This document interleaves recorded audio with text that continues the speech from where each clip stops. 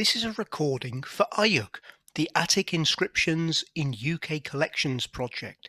It's part of a series of videos on the Greek stone inscriptions from Athens in the Ashmolean Museum, Oxford. Today, we're in the Greek and Roman Sculpture Gallery with Chris de Lisle. Chris, what are we looking at today? These two monuments are Herms. They are square stone pilasters about 1.5 meters high, with a phallus and an inscribed text on the front. Originally they had sculptured busts on top, but both are now lost. These objects are widely attested in Greek cities from the 6th century BC onwards. Linked to the god Hermes, they could be found at crossroads, boundaries, and sometimes as commemorative markers. In 415 BC, on the eve of the Athenian military expedition to Sicily, many of these statues across Athens were vandalized overnight, and some believed this to be a bad omen. But these two Herms were set up hundreds of years later, in the mid-2nd and 3rd centuries AD, when Athens was part of the Roman Empire. They both commemorate boys who died young. This Herm was erected in 234 AD for Aurelius Apphianos, who died aged about 18, when he was about to become an ephebe. That is, a youth undertaking a year of civic and physical training that would introduce him to adult life. The characteristic ephebe's cloak is wrapped around the Herm's neck. Not all male youths undertook the ephebate, and completing it was a source of prestige for the young man and his family. Apphianos' death on the cusp of adulthood was a tragedy for his family, especially since his father was the superintendent of the ephebes that year. Why commemorate him with a Herm in particular? Because the ephebes were based in a gymnasium, and Hermes was one of the patron gods of gymnasia, along with Heracles.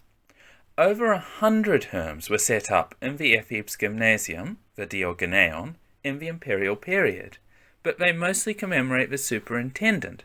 It was highly unusual for one to be set up in honor of an ephebe. Most of the inscription is a poem. Who I am, and whose son I am, the letters on the front declare. But about my fate, the whole host sheds tears, since I had not yet placed the cloak around my neck, when I departed from life, in most holy revel. What this holy revel is not entirely clear. Did Apphianos die at a party? Above this, there is a grant of permission to set up the Herm from the Council of the Areopagus, which was the preeminent council of Roman period Athens. This grant affirmed that the tragedy of Apphianos' death was felt by the whole community. Let's look at the second Herm in the gallery. Who set this up and why?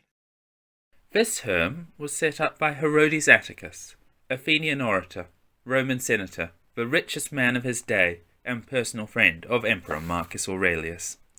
It was for Aurelius Polydeukion, known as Polydeukion, whom Herodes had raised in his household and who died suddenly in 157 AD. Literary sources report that Herodes was devastated by the death. He set up around a dozen monuments for Polydeukion all over Greece. Why commemorate Polydeukion with a Herm? Well, we've seen that Herms were linked to youth education, so a Herm was fitting for young Polydeukion.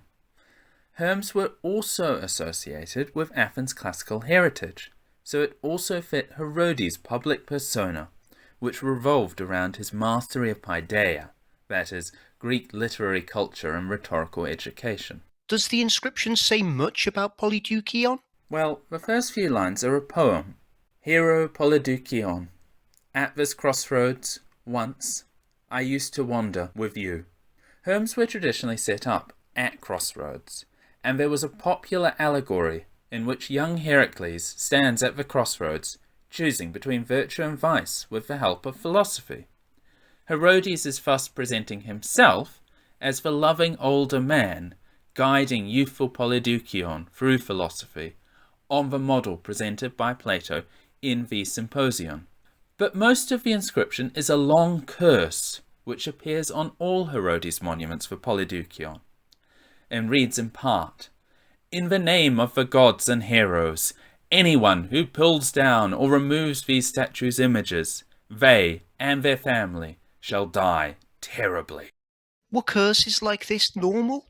Curses were a regular part of ancient life, but Athenians didn't normally put them on commemorative monuments like this.